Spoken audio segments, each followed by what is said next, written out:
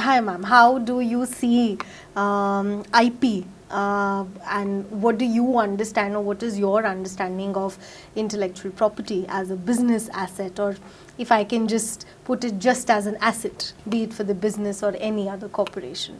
My exposure to intellectual property has been over the last 25 years.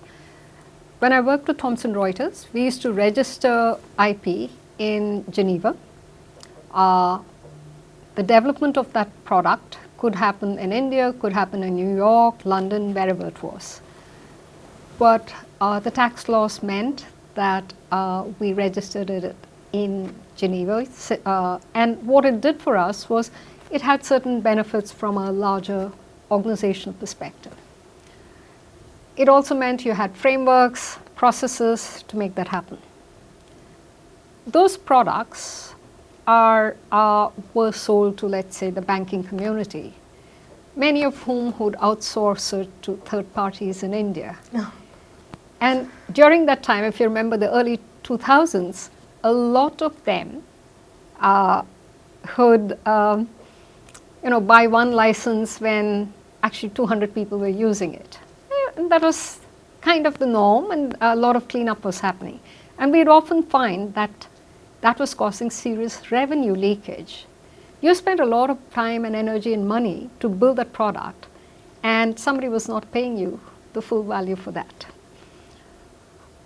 Later, I was part of the strategy team, and I came across a number of people who were from other parts of the world, and they were in India in certain conferences to see whether they could buy IP which could be used commercially elsewhere.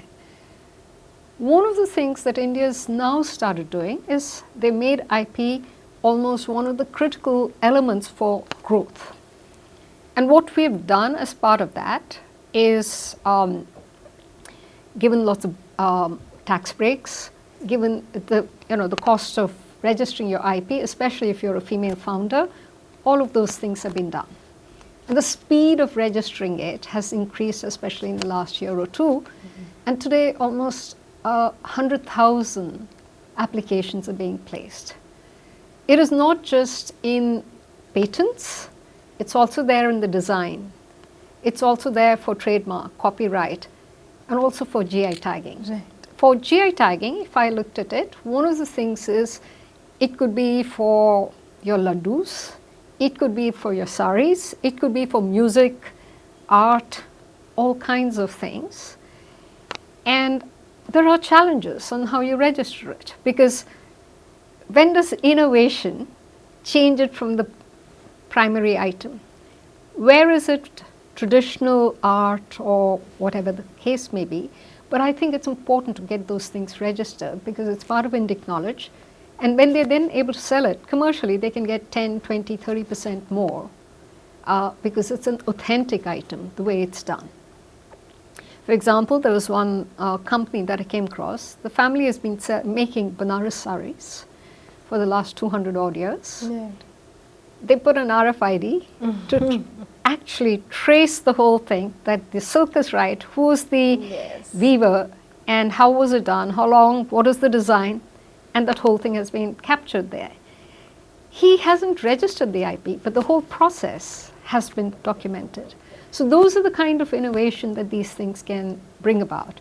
And it's important to document it. We have about 200,000 startups. Many of them still don't register it because one, they may not be aware of it. They are doing a startup activity. They're selling, they're going to market. They don't have enough time. They may also not have enough money or also have understanding of it. But there's also the risk that if they do that, and they become extremely successful, you could have somebody within India, outside India, turning around and saying, they've used my idea and I have registered this patent long back, and their revenue could be at risk. Mm-hmm. So from my point of view, my exposure across my different work experiences has taught me that this is important. You may need to register it. You may choose not to commercialize it. You can keep it as open source, but it is important to document it and make sure that you do say, this is what we've done.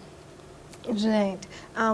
And thank you. I mean, when you said that documenting is important, and maybe commercialization under most circumstances, you may choose not to commercialize it and put it in the form of open licensing.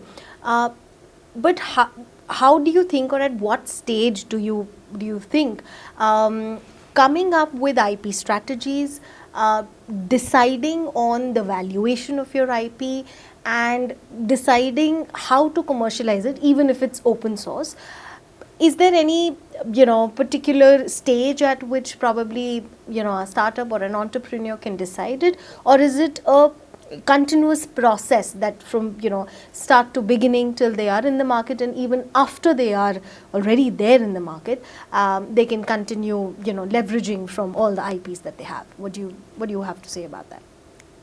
There's a practical answer and there's a philosophical answer. Practical answer is, if you believe that that is going to give you commercial value, please register it, otherwise somebody else will. There's no shortcuts around it. Especially if it is cutting edge, definitely push for it. Today with AI taking over coding and a whole lot of other things, I'm not sure what was of value yesterday is going to remain of value in the future. So that's a moving target. Having said that, if there are genuinely new things that are being done, it needs to be documented and registered. It is essential for the country, it's essential for the individual, and it is important to make sure that you put the guardrails that you believe in. So that's one element. Second thing is, especially new technologies, let's say if it's quantum related research, and you say you're working on the atomic clock, I don't know all the use cases. I may know 3 use cases today, but the 5th use case which comes from completely a different space. And that's a bit scary. So you are likely to be in a situation where you don't have all the answers. You may put a commercial value and say it's X number, but actually it might be 1000X or maybe even much more. You have no clue. So that is going to be an ongoing challenge as we go forward. The third dimension is, how much of it should be commercialized? Do you need to have guardrails that doesn't make us greedy? And I'm coming at that for, let's say, pharmaceutical.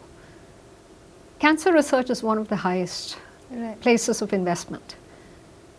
You have a huge number of new drugs that come out every year.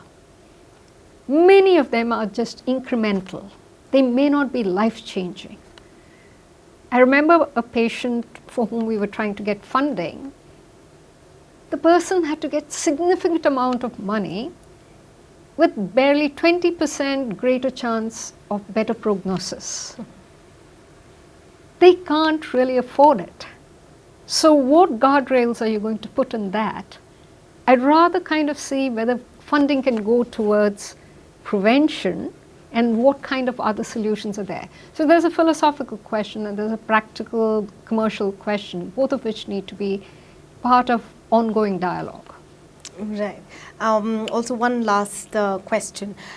What is that, one takeaway advice that you would want to give to startups and, incubators, or even for that matter, entrepreneurs? What is that one takeaway?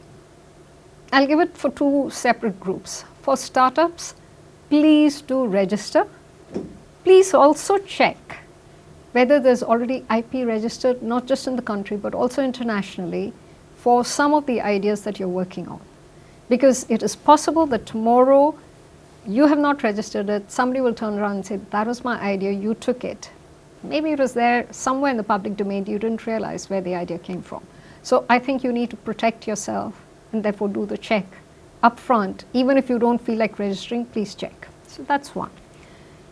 There's another group, which is the students. That's where you've got to get their interest going.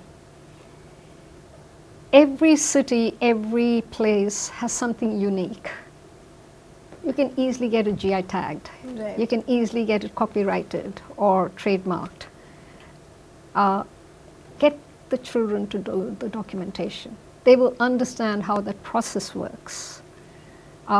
It may not pass the test, but at least they will learn how the process works, and it'll kind of be an experiential knowledge that they can take forward into their work life. Right. Thank you so much for your time, and I'm sure the audience today had a great time, talking to you and learning from your experiences about how do we see IP as a business asset, and how can we make our businesses future ready when it comes to ownership. So thank you so much for being here with us today. Thank you.